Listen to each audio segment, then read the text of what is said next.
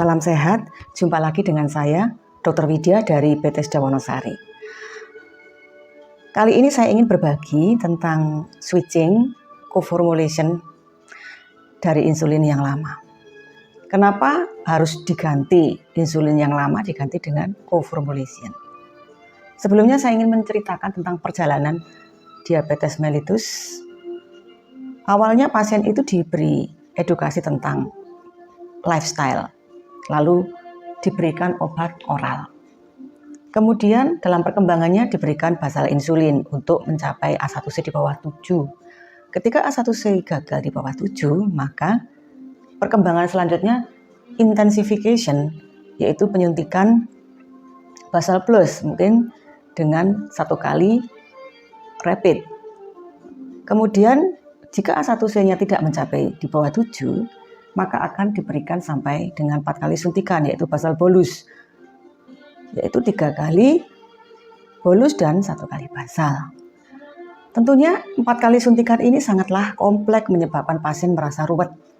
Dan juga diingat bahwa penyuntikan 4 kali itu sangatlah boros, tidak irit, karena 4 kali membutuhkan suntikan yang dosisnya sangat luar biasa tinggi.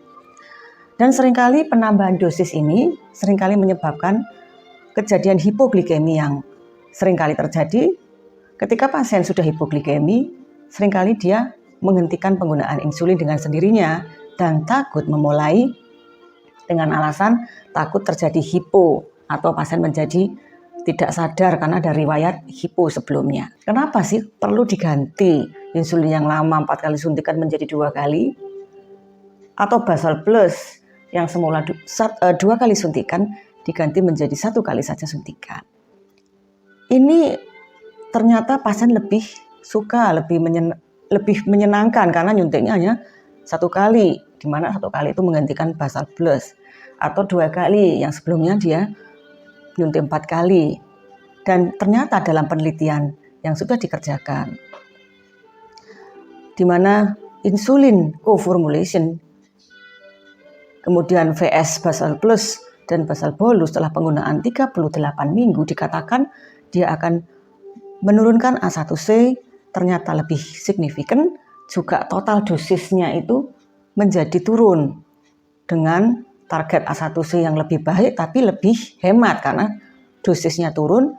Selain itu nocturnal hipoglikemia juga turun dengan hemat dosis dan jumlah penyuntikan yang hanya 1 kali sampai dengan 2 kali saja.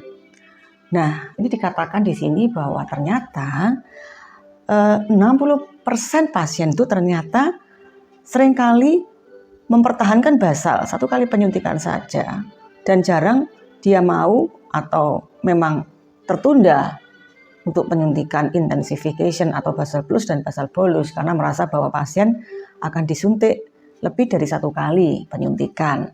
Dan dikatakan di sini penggunaan basal saja ternyata tidak akan mencapai, ada beberapa yang tidak banyak sekali, mungkin dia yang tidak akan mencapai A1C yang target di bawah 7.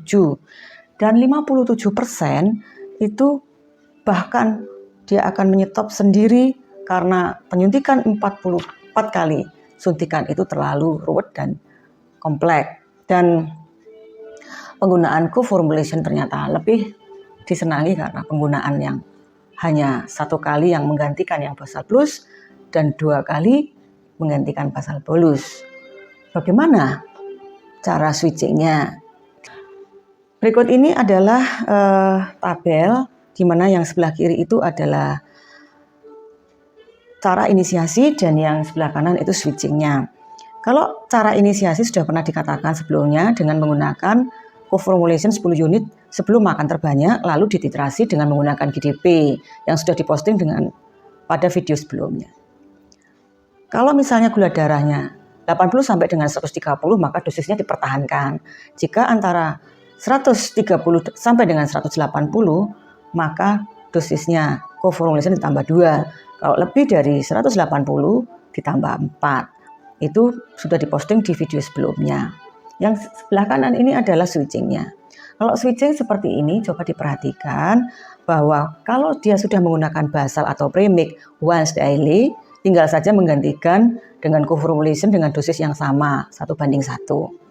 Bagaimana yang kedua ini, kalau dia menggunakan basal atau premix 2 kali sehari, maka langsung aja diganti dengan co-formulation dengan dosis yang sama 1:1. Bagaimana kalau yang ketiga ini dikatakan di sini basal bolus. Kalau basal bolus, misalnya saja basalnya 10, bolusnya 3x4, langsung aja diganti mengikuti basalnya. Kemudian langsung dilakukan titrasi dengan menggunakan GDP tiap seminggu sekali. Berikut ini caranya. Bisa dinaikkan 2 atau dikurangi 2. Kalau misalnya ditambah 2 jika targetnya belum terpenuhi.